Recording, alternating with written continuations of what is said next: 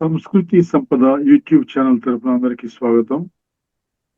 భారత స్వాతంత్ర్య ఉద్యమం అనే శీర్షికలో శ్రీ ఎన్ రామ్మోహన్ గారు ధారావాహిక ప్రసంగం చేస్తున్నారు. వారి ధారావాహిక ప్రసంగంలో ఈరోజు 5వ ప్రసంగం చేస్తున్నారు. శ్రీ రామ్మోహన్ గారికి స్వాగతం. Thank you. అందరికీ వందనాలు, సుస్వాగతము. వివిఎస్ బస్ షార్ట్ ఫామ్ లో భారత స్వాతంత్ర్య సంగ్రామ ఉద్యమము. ఉద్యమం అంటే భూపెత్తున వచ్చేది ఉద్యమము. మనం ఆంగ్లంలో ఎవల్యూషన్, రెవల్యూషన్ అనే 2 పదాలు ఉన్నాయి. కాలక్రమములో మామూలుగా వచ్చేది ఎవల్యూషన్. ఎవల్యూషన్ అంటే మార్పు, కాలంలో మార్పు వస్తుంది, ఫిజికల్ లెవెల్లో కాదు. కాలం ఎప్పుడు అంతే ఉంటుంది. మనకి భారతీయ కొలమానం ప్రకారం కానీ ఆంగ్లేయ కొంచెం సింపుల్ గా ఉంటుంది. Days, hours, minutes, seconds. ఇక్కడ మనకి ఘడియా, విఘడియా, ముహూర్త కాలం. సో ఇది కొంచెం డిఫరెంట్ గా ఉంటుంది. అది సింపుల్. ప్రజలు ఎప్పుడు కూడా సింపుల్ గా ఉండేదానికి వెళ్తారు. కాంప్లెక్సిటీ దానికి వెళ్ళేవాళ్ళు తక్కువ ఉంటారు.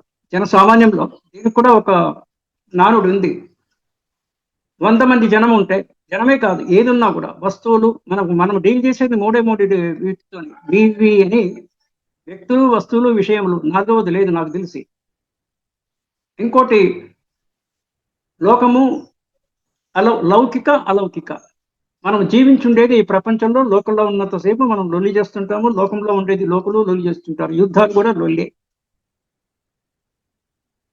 మౌనంగా ఉండడము, మునులు తపస్సు చేస్తుంది కూడా, అది కూడా ఒక రకమైనటువంటి విప్లవమే. అది వాట్ వి సే ఏంటంటే అది నిశ్శబ్ద విప్లవం. నిశ్శబ్దతోని, అంటే ఫోకస్ తోని, అటెన్షన్ తోని కూడా చాలా కెపాసిటీ వస్తుంది. సరే, ఇవన్నీ నేను కొన్ని ఎందుకు ఉటకిస్తున్నానంటే, ఏ విషయం గురించి మాట్లాడినా కూడా దాంట్లో కొంత తాత్విక కోణము లేనిది అది వృధా అనేటువంటిది ఒక అభిప్రాయం ఉండేవాళ్ళు చాలా మందిలో నేను ఒకటి. 3 విషయాలు ఉంటాయి జనరల్ గా. ఒకటి తాత్వికత. అల్టిమేట్ గా ఏంటి, వాట్ ఇఫ్, వాట్ సో, అయితే ఏమి, చివరికి ఏమి. ఇది ఫిలసాఫికల్ బెంట్ ఆఫ్ మైండ్ తో కొంచెం ఆలోచిస్తే తెలుస్తుంది. నంబర్ 2 యూనివర్సల్ ఆస్పెక్ట్ ఏంటి, మన లోకల్ ఆస్పెక్ట్ ఏంటి. కొన్ని యూనివర్సాలిటీస్ అంటే ఒక 1000 సంవత్సరాలు, 1,00,000 సంవత్సరాల క్రితం కూడా అది చెల్లింది, ఇప్పుడు కూడా చెల్లుతుంది, ఇంకో 1,00,000 సంవత్సరాల తర్వాత కూడా చెల్లుతుంది. అది యూనివర్సలిజం, యూనివర్సాలిటీ. ఎప్పటికెప్పుడు చదివేది ఇన్ ద కాంటెక్స్ట్, సమకాలీన పరిస్థితుల్లో ఎప్పటికెప్పుడు ఉండేవి అవి. This is another thing. And now ఉద్యమం అంటే మనం చూసాం, భూపెత్తున వచ్చేది ఉద్యమము, మామూలుగా వచ్చేది ఎవల్యూషన్, కాలంలో వచ్చిన మార్పులు. కాలంలో మార్పు వచ్చిందంటే మార్పులు ఎవరు తీసుకొస్తారు? కాలము ఐసిటీజ్గా ఏమీ మారదు. ఫిజికల్ లెవెల్లో కాలం అంతే ఉంటుంది, అదే గంటలు, అదే రోజులు, అది. కానీ మార్పు తీసుకొచ్చేది ఎవరంటే వ్యక్తులే తీసుకొస్తారు మార్పు. అంటే మనకి ప్రపంచంలో ఉన్నవి 2 రాశులు, జీవరాశులు, నిర్జీవ రాశులు, ప్రాణులు, ప్రాణరహితములు, living and non living things. Living things లో, జీవమున్న వాటిలో, ప్రాణమున్న వాటిలో మానవుడు అత్యంత శ్రేష్టమైనటువంటి, అంటే శ్రేష్టం అంటే గొప్ప అని చెప్పడం కన్నా హయ్యెస్ట్ ఆర్డర్ అంటుంటాం మనం జనరల్ గా. Highest order of living beings లో మానవుడు ఎక్కువ. అయితే మనిషికి ఏముంటాయి? బుద్ధి హయ్యర్ లెవెల్లో, ఆ తర్వాత తెలివి, ఇంటెలిజెన్సు, జ్ఞానము, నాలెడ్జు, సమాచారము, ఇన్ఫర్మేషన్. జ్ఞానం సంపాదించుకుంటే వస్తుంది. దీనికి కూడా ఒక సేయింగ్ ఉంది. ఒక 10,000 గంటలు కానీ, ఒక 12 సంవత్సరాలు కానీ ఏకబిగిన ఏదైనా ఒక విషయం మీద అదే పనిగా సాధన చేస్తే, అభ్యసిస్తే, you will become a subject matter expert. యుద్ధము కానివ్వండి, రణతంత్రం కానివ్వండి, వార్ఫేర్ అంటాము, లేకపోతే ఇంకేదైనా సైన్స్ కానివ్వండి, that is one thing. Intelligence, ఇంగ్లీష్లో చెప్పాలంటే విసే ఇంటెలిజెన్స్ అండ్ ఇంటెలెక్ట్. ఇంటెలిజెన్స్ అనేది తెలివి, ఇంటెలెక్ట్ అనేది బుద్ధి. తెలివి చాలా మందికి ఉంటుంది. తెలివి చాలా ప్రమాదకరమైనది. తెలివితోని మంచి చేయొచ్చు, చెడు చేయొచ్చు. మరి మంచివారు చేస్తారు, చెడువారు చేస్తారంటే ఇంటెన్షన్ అనేది కూడా ఇంకొక పదము. అంటే వాళ్ళకు ఒక సదభిప్రాయం ఉండాలి, ఇంటెన్షన్. సదభిప్రాయం అందరికీ ఉండాలంటే ఉండాల్సిన పని లేదు. ప్రకృతిలోనే సత్వ రజో తమో గుణాల మాదిరిగా గుడ్ బ్యాడ్ అండ్ ఎంగ్లీ అని సింపుల్ గా చెప్పడానికి గుడ్ బ్యాడ్ అండ్ ఎంగ్లీ, మంచి చెడు అంటే ఏబిసి ఆ టైప్ లో అన్ని కలిసి ఉన్నాయి.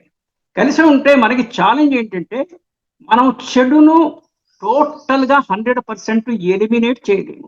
అలాగే యుద్ధాలను కూడా ఎలిమినేట్ చేయలేము. రామాయణ కాలం నుంచి ఇప్పటి వరకు ఇప్పుడు జరుగుతున్న Iran war, Iran America Israel వార్తో సహా మనుషుల అంతర్యుద్ధం జరిగే దాంతో సహా అంతర్యుద్ధం జరిగి తిరిగి హత్య చేయడమో లేకపోతే ఆత్మహత్య చేసుకోవడమో ఇవి మనం ఎదురుగి నివారించలేము, టోటల్ గా ఎలిమినేట్ చేయడం లేదు, కానీ తగ్గించవచ్చు. ప్రయత్నపూర్వకంగా వితాల్ ఎఫర్ట్స్ తగ్గించవచ్చు. ఈ ప్రయత్నం కూడా చాలా రోజుల నుంచి జరుగుతున్నది. మన చరిత్ర లోపలికి వెళితే కూడా యుద్ధము చేసి అలసిపోయి కానీ విరక్తి చెంది కానీ శాంతికి వెళ్ళిన వాళ్ళు ఉన్నారు. అశోక చక్రవర్తి కళింగ వార్, నేను ఒరిస్సా ట్రిప్ లో ఉన్నప్పుడు బ్యాంక్ లో ఇంటర్నల్ ఆర్ట్ గా ఉన్నప్పుడు ఒరిస్సాలో కొన్ని బ్రాంచెస్ ఇన్స్పెక్ట్ చేస్తున్న సందర్భంలో ఒక ఎత్తైన ప్రదేశం నుంచి ఆ పెద్ద మైదానం ఎక్కడైతే వార్ కళింగ జరిగిందో అక్కడ కొన్ని అప్పట్లో జనాభా తక్కువ ఉంటేనే కొన్ని వేల మందో లక్షల మందో ఆ యుద్ధంలో చనిపోయిన తర్వాత కానీ తెలివి బుద్ధి రాలేదు అశోకునికి. వచ్చిన తర్వాత ఆయన బౌద్ధ మత వ్యాప్తికి చాలా ఇచ్చేసాడు. బౌద్ధం చాలా ప్రాచీనమైనది. ఫస్ట్ ఈ మనం సహస్రాబ్దిలో మాట్లాడుతుంటే ఫస్ట్ సెంచరీ కొంచెం అటు ఇటుగా ఉంది. అంతకన్నా ముందు జైనము. అంటే వీళ్ళంతా ఏం చేశారు అంటే ఇన్ని మతాలు ఉంది ఎందుకంటే అల్టిమేట్ గా మతం యొక్క అసలు ఇదేంటంటే మనుషుల మధ్య సమన్వయ సాధన, శాంతిని పెంపొందించడానికే. అయినప్పటికీ కూడా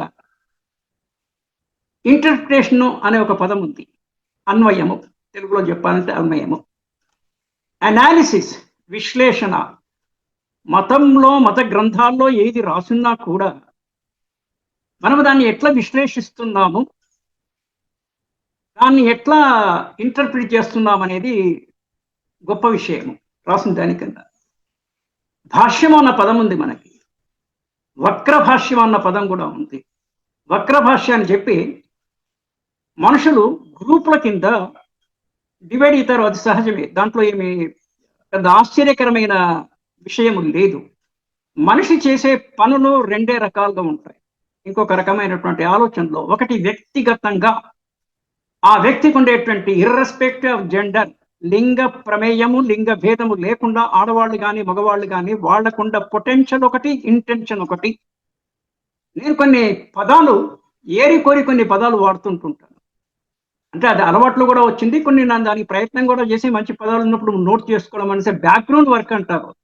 మనం చెప్పేది అరగంట అయినా కూడా దీనికి అంటే ఈ సిరీస్ జరుగుతున్నంత సేపు కూడా ఎప్పుడు టైం దొరికితే దీని మీద ఎంతో కొంత ఆలోచించి ఏదైనా పాయింట్ వచ్చినప్పుడు రాసుకోవడం అనేది జనరల్ గా బ్యాక్ ఆఫీసు బ్యాక్ ఎండ్ లో జరిగేటువంటి పనులు. ఫ్రంట్ ఎండ్ లో డైలీ హాఫ్ అన్ అవర్, అది కూడా ఫ్లోలో చెప్పడం అలవాటు అవ్వడం చేత రాసుకున్నవి కానీ చదివినవి కానీ అన్ని మొత్తం రాకపోవచ్చు, కొన్ని వస్తుంటాయి కొన్ని తర్వాత వస్తుంటాయి. సీక్వెన్స్ అంత పర్ఫెక్ట్ గా రాకపోవచ్చు, బట్ అల్టిమేట్ పాయింట్ వస్తుంది. ఉద్యమం, భారత స్వాతంత్ర్య ఉద్యమం.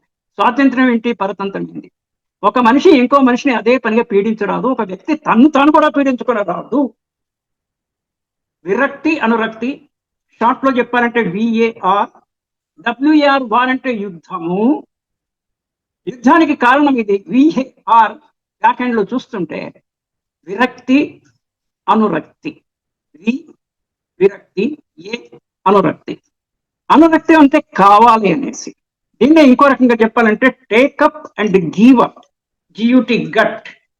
షార్ట్ లో టేకప్ గివ్ అప్, ఏదైనా చేపట్టడము, మంచి పని కానీ చెడ్డపాటి కానీ చేపట్టడము, వద్దులే అని వదిలేయడం. దాన్ని we can say other way, what we say catch and live. Cricket లో catch, throw, catch, live. Ball throw చేసినప్పుడు మంచి బాల్ అయితే క్యాచ్ చేస్తారు, ఇది అననుకూలము చెయ్యి విరుగుతుందేమో అంటే వదిలేస్తారు. త్రో అండ్ క్యాచ్ దట్ అంటే ఇవన్నీ అంటే లౌకికంలో ఎన్ని పదాలు ఉన్నా కూడా వాటిని మనం కొంచెం ఆధ్యాత్మికత వైపు అంటే హయ్యర్ లెవెల్కి ఇంటర్ప్రిటేషన్ కి అనాలిసిస్ కి వెళ్ళొచ్చు.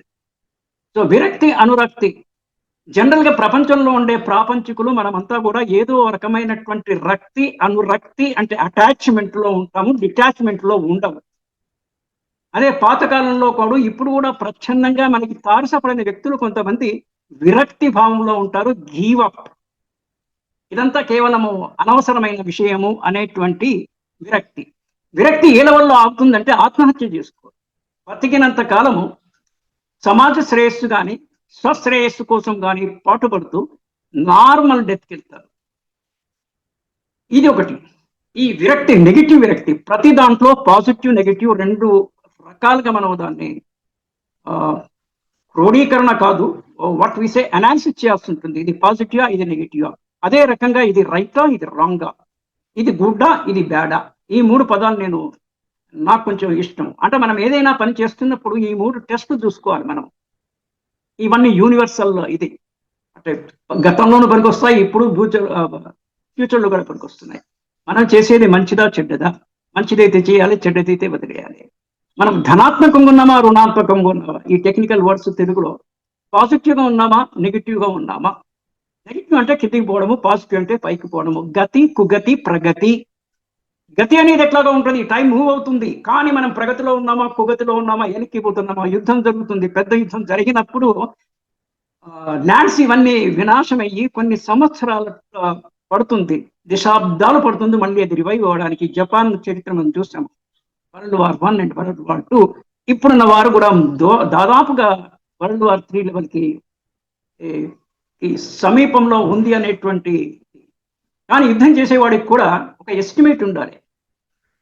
యాక్చువల్స్, ఎస్టిమేట్స్, ప్రొజెక్షన్స్ అనేవి టెక్నికల్ వర్డ్స్ మేనేజ్మెంట్ లో. ఎస్టిమేట్ అంటే పాతకాలం నుంచి కూడా ఎదుటి వాడి బలాబలను మనము కరెక్ట్ గా అనలైజ్ చేయాలి.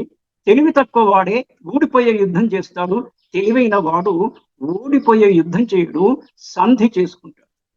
కొంత నష్టమైనా పర్వాలేదు, శాంతి ఉంటే చాలు. పీస్ అండ్ ప్రోగ్రెస్ అనే జంట పదాలు, శాంతి ఔర్ ఉన్నతి. హిందీలో చెప్పాలంటే శాంతి, మన తెలుగులో కూడా ఉంది శాంతి పదం.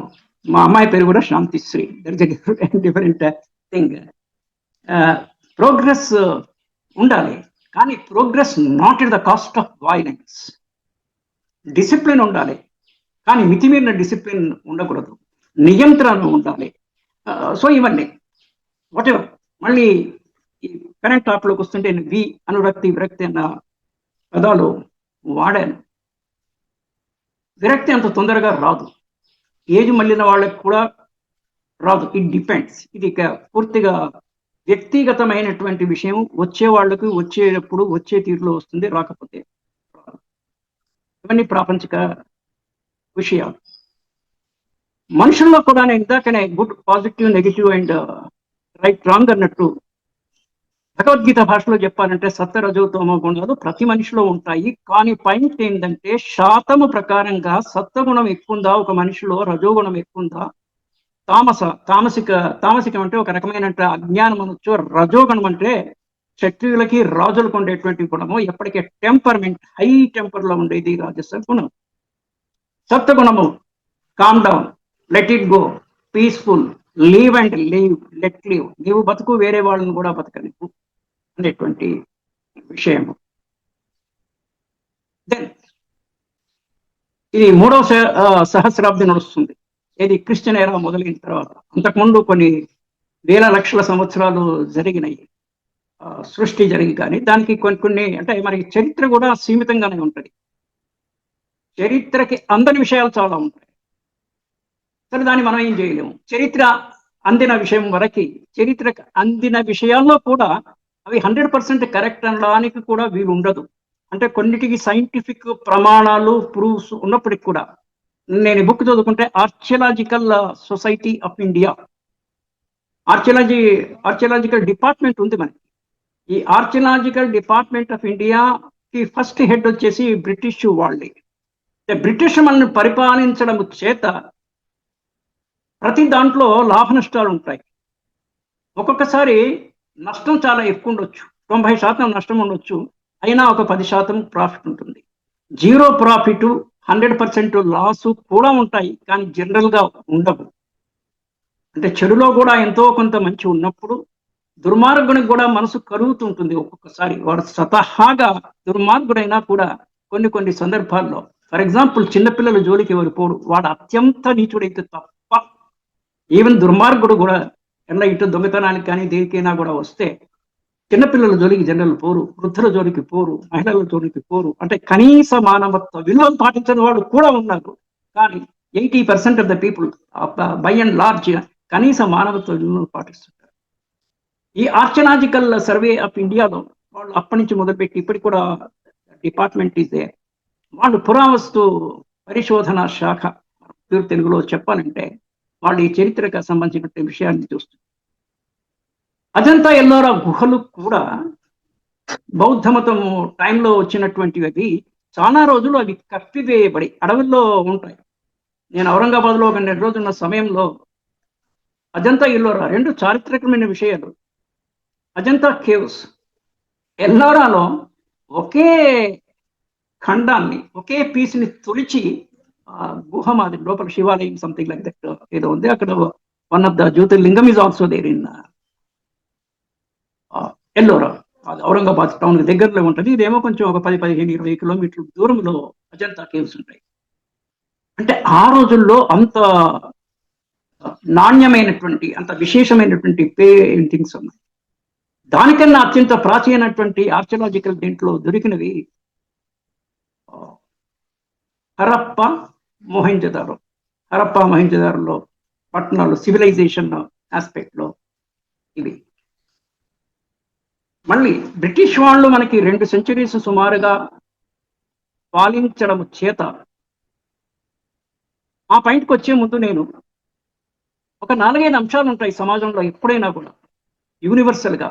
ఎంత పాత రోజులైనా ఎంత కొత్త రోజులైనా కూడా, అంటే ఒక రకమైన నాగరికత వచ్చినప్పటి నుంచి ఇప్పటికి కూడా మనం 100% నాగరికత లేదు మనకి, ఇంకా అనాగరికులమే కనుకనే యుద్ధం చేస్తున్నారు. With in the human being కానీ, బిట్వీన్ హ్యూమన్ బీయింగ్స్ కానీ, బిట్వీన్ ద కంట్రీస్ కానీ, బిట్వీన్ ద గ్రూప్స్ కానీ, బిట్వీన్ ద రిలీజన్స్ కానీ ఇంకా మనము డిఫరెన్స్ ఆఫ్ ఒపీనియన్ ఉంది. చర్చల ద్వారా పరిష్కరించలేకపోతున్నాము అని అనుకుంటే కొంత గివప్, కొంత టేకప్, కొంత వదులుకో, నిస్వార్థముతోనే కొంత వదులుకునేసి, కొంత తీసుకుని కొంత వదులుకొచ్చి విన్ విన్ సిచ్యువేషన్ అంటారు మేనేజ్మెంట్ లైన్లో. కొత్తగా చెప్పేది కూడా పాత విషయమే, ఫామ్ చేంజ్ అవుతుంది, విషయం అదే. అందుకే హైయెస్ట్ లెవెల్లో తాత్విక ధోరణిలో ఏదైనా ఆలోచించాలి ఎంతో కొంత. ఒకటి తాత్వికత, ఇంకోటి మనస్తత్వం, ఇండివిజువల్ మనస్తత్వము. It depends. మన దగ్గర చాలా నెగిటివ్ పర్సనాలిటీ కూడా చరిత్రలో ఉండినారు. Take the example of the Hitler. సమర్థత ఒకటి, ఇంటెన్షన్ అభిప్రాయం రెండవది. సమర్థత ఉన్నవాడికి మంచి అభిప్రాయం ఉండాల్సిన అవసరం లేదు, ఉండదు చాలా సార్లు. కానీ మంచి పని చేయాలన్నా చెడ్డ పని చేయాలన్నా కూడా సమర్థత బేసిక్గా అవసరం. అసమర్థులు ఏమి చేయరు. జనసామాన్యులంతా అసమర్థులను వాళ్ళని నేను నిందించట్లేదు, వాళ్ళ కెపాసిటీ అంతే. వాళ్ళ వరకు వాళ్ళ పనులు చేసుకుంటారు, ఏదో సంపాదించుకుంటారు, ఏదో తింటారు, అట్లా పోతారు, అంతే. That is the thing. వాళ్ళ వల్ల ఎవరికి హాని ఉండదు. ఉపయోగం లేకపోవడం దేవుడు ఎరుగు, హాని లేదు కదా. హిట్లర్ ఎంతమందిని చంపాడని గ్యాస్ ఛాంబర్లో వేసి ఏదో ఫిగర్ చెప్పారు, 60 లక్షల మందిని. అటువంటి హంతకులు మనం ఇక్కడ చూడలేదు. బుద్ధుని సమయంలో ఆ క్యారెక్టర్ ఒక ఆయన ఉంది, వాడు అప్పటికే 99 మందిని చంపి ఆ తలకాయలని హారం కింద వేసుకొని బుద్ధునికి అగుపడ్డాడు. ఇక్కడ చాలా ఇంపార్టెంట్ విషయం మనం గమనించేది ఏంటంటే influencing skill and impressing skill, negotiation skill, communication skill, ఇవి చాలా చాలా ఇంపార్టెంట్. 99 మందిని చంపిన కర్కశమైన ఆ వ్యక్తి బుద్ధుని మాటల చేత ప్రభావితుడై ఆయన బుద్ధుని అనుయాయుడయ్యాడు. That is the thing which we should learn. అంటే మనం ఏదైనా విషయం మీద చర్చిస్తున్నప్పుడు కానీ సమకాలీన ప్రయోజనము లేకపోతే there is no use it. గతం నుంచి మనం నేర్చుకోవాల్సింది, గతంలో చేసిన తప్పుల వల్ల ఏమి నష్టం జరిగింది అది కాకుండా గతంలో చేసిన మంచి పనుల వల్ల ఏమి లాభం కలిగింది అని చూసుకోవడం వల్ల ఇచ్చేయడం. చిన్న ఇందాక చెప్పాను కొన్ని 4-5 విషయాలు చాలా ఇంపార్టెంట్ అనేసి. ఒకటి రాజరికము, రాజనీతి. దీన్ని తప్పించుకోలేము మనము. ఫార్మ్స్ ఏ రకంగా ఉన్నా కూడా వంశపారంపర్యక రాజు ఉండేవారు, వంశపారంపర్యక పూజారులు ఉండేవారు. అది పోయిన తర్వాత చిన్న పెద్ద, మనం ఇండస్ట్రీలో చూసే మైక్రో, స్మాల్, మీడియం ఎంటర్ప్రైజెస్ అంటాము, అండ్ దెన్ లార్జ్ ఎంటర్ప్రైజెస్. ఇవి సైజులు. మీరు ఏదైనా తీసుకోండి, సూక్ష్మ, చిన్న, మధ్యతరహా, పెద్ద, మీరు ఏ విషయం తీసుకున్నా, మనిషి ఎత్తు తీసుకున్నా, మనిషి యొక్క కెపాసిటీ తీసుకున్నా కూడా ఇవే levels. It is the size of this is one thing. So రాజరిక వ్యవస్థ ఒకటి ఉంది, మతం కూడా over a period of time develop అయింది. ఒక దుకాణంలో పార్ట్నర్స్ ఉన్నప్పుడు పార్ట్నర్స్ విడిపోయి వేరే దుకాణం పెట్టుకున్న రీతిలోనే ఒరిజినల్ గా ఫిలసాఫికల్ గా మానవ శ్రేయస్సు కోసమే మతమైనా కూడా ప్రధానంగా మొదలొచ్చిన మతంలో ఇంచి కొంత మతబద్ధులు విడిపోయి ఇంకో మతం పెట్టుకున్నారు. 2 షాప్స్ ఉంటాయి కదా, అదే రీతి. అంటే I will see in that way. ఇక్కడ వీళ్ళు అమ్మేది వస్తువులు అమ్మేది కాదు, మతానికి సంబంధించిన విషయాల గురించి వీళ్ళు మాట్లాడుతుంటారు. బట్ ఈవెన్ దెన్ ఏ మతమైనా కూడా బేసిక్ గా హ్యుమానిటీ గురించే, ప్రాస్పరిటీ ఆఫ్ ద హ్యుమానిటీ కోసం మాట్లాడుతుంది, కానీ విభిన్నంగా వేరే రకంగా ఏం మాట్లాడరు. ఈ జ్ఞానము సమకాలంలో ఉన్నటువంటి మత పెద్దలకు తెలిసి వాళ్ళకి ప్రజల మధ్యలో సమన్వయ సాధనకు వినియోగించుకోవాలి, కానీ వైషమ్యాలకి ఆర్ డిఫరెన్స్ క్రియేట్ చేయడానికి ఉపయోగించరాదు. అది జరుగుతుంటది. నా మతం ఎక్కువ తక్కువ. We are all humans basically. We are all product of the nature.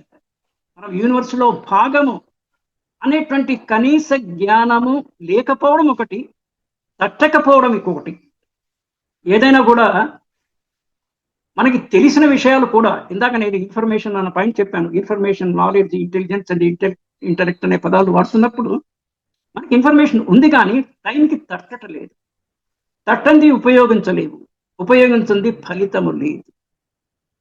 కనుక మరి ఏం చేయాలా? ఎప్పటికీ నిరంతర మననం చేయాలి. ఏంటి మంచి విషయాలు, సౌభాగ్యకరమైన విషయాలు, జన కళ్యాణానికి పనికొచ్చే విషయాల మీద ఎప్పటికీ నిరంతర చింతన మనన ఉంటేనే వాటిని ఎంతో కొంత, అప్పటికి కూడా 100% వీ కెనాట్ ఇంప్లిమెంట్ దెమ్, కానీ ఎంతో కొంత చేయడానికి ఉపయోగం అవుతుంది.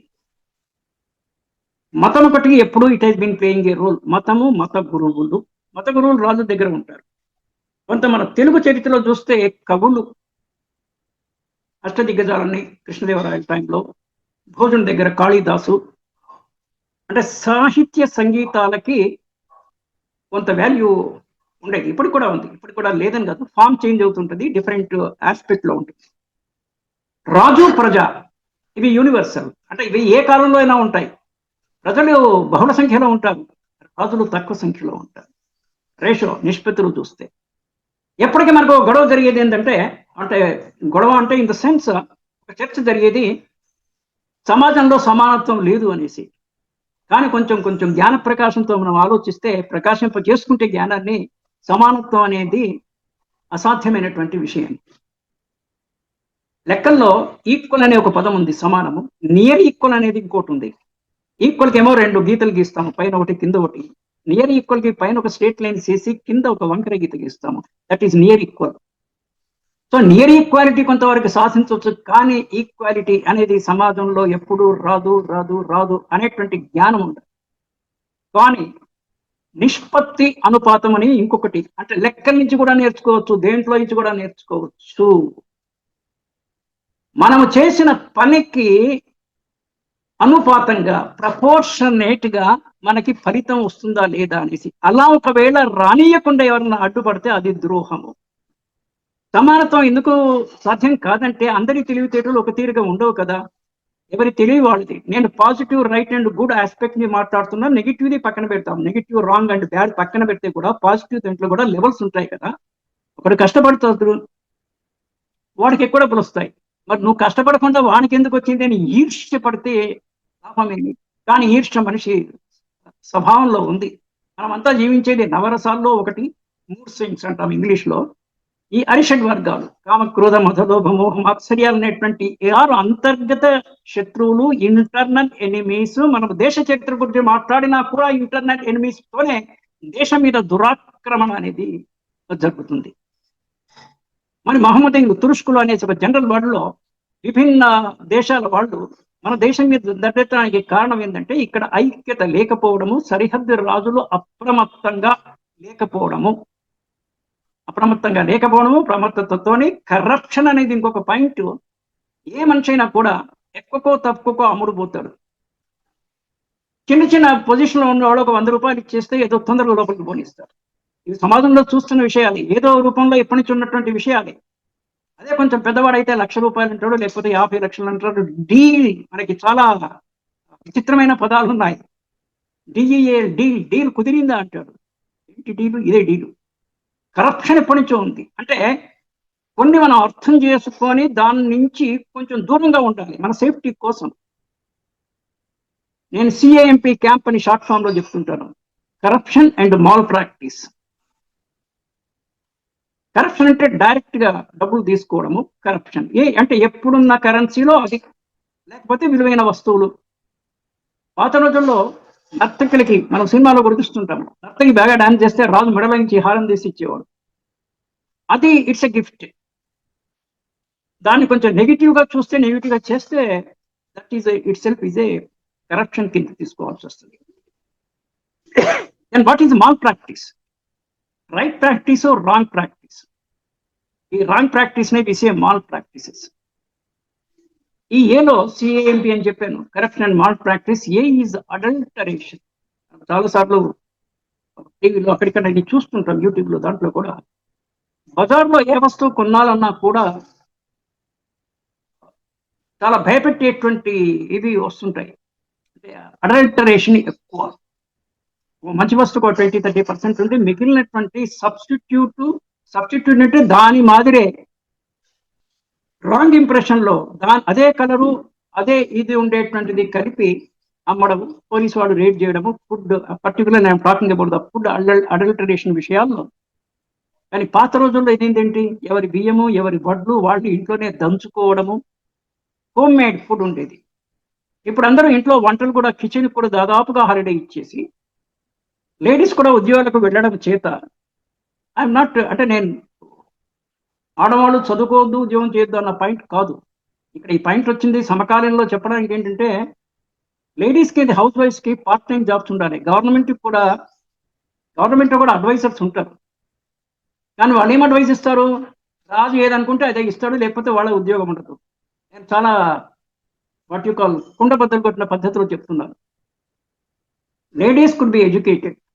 స్త్రీ పవర్ ఇవాళ న్యూస్ పేపర్లో చూస్తే మనకి డీలిమిటేషన్ లో number of parliamentary and assembly seats పెంచారు అన్న పాయింట్ వచ్చింది, అలాంగ్ అదర్ థింగ్స్. అండ్ యుద్ధంలో గురించి కూడా ట్రంప్ వెనక్కి తగ్గాడు అనేసి. ఈ పాయింట్ ఎందుకంటే మనం సమాజంలో ఉంటున్నప్పుడు ప్రతిరోజు దినపత్రిక పఠనము, దినపత్రిక విశ్లేషణ మనదైన రీతిలో చేసుకోవడం అనేది కూడా చాలా ఇంపార్టెంట్. ఆడవాళ్ళు చదువుకోవాలి, absolutely no issue on that. కానీ ఉద్యోగానికి వచ్చినప్పుడు వాళ్ళ బేసిక్ డ్యూటీని ఇల్లును సవరించుకో. They are the home ministers in the family, where the husband is a foreign minister. బయట విషయాలు ఆయన చూసుకోవాలి. సంసారాన్ని ఆర్థికంగా నడిపే బాధ్యత భార్యది కాదు. ఎక్సెప్షన్ కండిషన్ లో ఓకే, నార్మల్ గా భర్తది. అందుకని మీ పార్ట్ టైం జాబ్స్ ఉండాలి. ఎవరికైనా లేడీస్ అంటే 4 hours job, 50% salary, that is okay. 4 hours అంటే so that she can what you call she can get a fine balance. అంటే ఇంటిని ఉద్యోగానికి సరి సమానటువంటి న్యాయం చేకూర్చడానికి వీలవుతుంది. ఈ జ్ఞానం కూడా సమాజంలో కుటుంబానికి ఉండట్లేదు, ఎన్జిఓలకు ఉండట్లేదు, ప్రభుత్వానికి ఉండట్లేదు. ఈ విషయం అంటే it is open for discussion. I'm not concluding anything. కానీ ఇలాంటివి. సో రాజు ప్రజ ఇది ఎప్పుడు ఉంటుంది. ప్రజల్లో ఫామ్ ఏమి ఉండదు. ప్రజల్లో కొంత నాలెడ్జబుల్ ఎడ్యుకేషన్ ఎప్పటికెప్పుడు కొంత పెరగచ్చు. సమకాలీన పరిస్థితులకు వాళ్ళు అడాప్ట్ అయ్యేవాళ్ళు కొంతమంది ఉంటే, అడాప్ట్ కాని వాళ్ళు చాలా మంది ఉంటారు.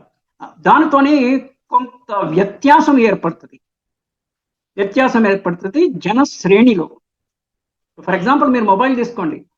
మొబైల్లో మనం ఎంతవరకు మొబైల్లో మాట్లాడము, లేకపోతే జూమ్లో సెషన్స్ చెప్పడమో వినడమో చూస్తాం. కానీ మొబైల్లో ఉండే ఫీచర్స్, FEATURES ఉండే లక్షణాలు 100% తెలిసిన వాళ్ళు చాలా తక్కువ మంది. సో ఆ రకంగా ప్రజల్లో నిరక్షరాస్యం నుంచి మొదలుపెట్టి ఏదో రకమైన లిటరసీ, మనం ఇంతకుముందు ఆల్ఫాబెట్స్ రాకపోతే నిరక్షర కుక్షి అనేవాళ్ళము. మరి ఇప్పుడు డిజిటల్ ఇల్లిటరసీ ఉంది కదా, చాలా వరకు ఉంది. అయినా ఇల్లిటరేట్ అంటే అక్షరాలు రాని వాళ్ళు కూడా జీపే, ఫోన్ పే, స్కానర్లో ఆటో రిక్షాలు తీసుకోండి. మీరు 10-15 రూపాయల కూరగాయలు కొన్నా కూడా you are in a position to pay through the mobile. అంటే ఇది స్కిల్ నాలెడ్జ్ అనేటువంటి రెండు. ఇది స్కిల్కి ఎక్కువ నాలెడ్జ్ అవసరం లేదు, మినిమం నాలెడ్జ్ ఉంటే చాలు. నాలెడ్జ్కి ఎక్కువ నాలెడ్జ్ ఉండాలి, స్కిల్ తక్కువ ఉండాలి. కానీ మొత్తానికి without knowledge skill we cannot implement. Skill లేదే నాలెడ్జ్ ఉండి ఉపయోగం లేదు, ఇంప్లిమెంట్ చేయడానికి కష్టం. కనుక ఇవన్నీ సర్వసాధారణమైనటువంటి విషయాలే, కానీ మన చిత్తంలో ఉండదు. మన చిత్తంలో రావడానికి మనం రోజు శ్రవణము, ధ్యాస, ధ్యానము, మననము చేసుకుంటూ పోతే, చిత్తంలో ఉంటే దానివల్ల మనము లబ్ధి పొందేటువంటి అవకాశం ఉంటుంది. సో రాజు ప్రజా ఐ వాస్ టెల్లింగ్, మత గురువులు వాళ్ళ రోల్ కూడా ఉంది. దాంట్లో కొంచెము పాజిటివ్ గా చేసిన వాళ్ళు ఉన్నారు, నెగిటివ్ గా చేసిన వాళ్ళు. రాజులు పోతే కింగ్ మేకర్స్ అని ఇంకొక పత్రికపడి కూడా ఉంది, అది అడ్వైజర్స్.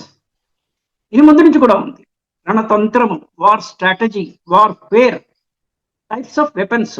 మనం బ్రిటిష్ మన మీద వచ్చిన దానికి మాట్లాడుతున్నప్పుడు తురక వాళ్ళు కత్తితో వస్తే వీళ్ళు తుపాకీతో వచ్చారు. ఇప్పుడు తుపాకులు, ఫిరంగులు, అరే outdated things, ballistic measles Iran దగ్గర ఉన్నాయి అనేటువంటి సంశయం వచ్చి వాళ్ళు 1-2 మచ్చుకే వేసినట్టున్నారు. అది గమనించి స్టెప్ అంటాము, ఫుట్ కొంచెం వెనక్కి తగ్గారు. Right, okay. ఈ రోజుకి stop here and continue tomorrow. Right, okay, thank you, bye, నమస్తే.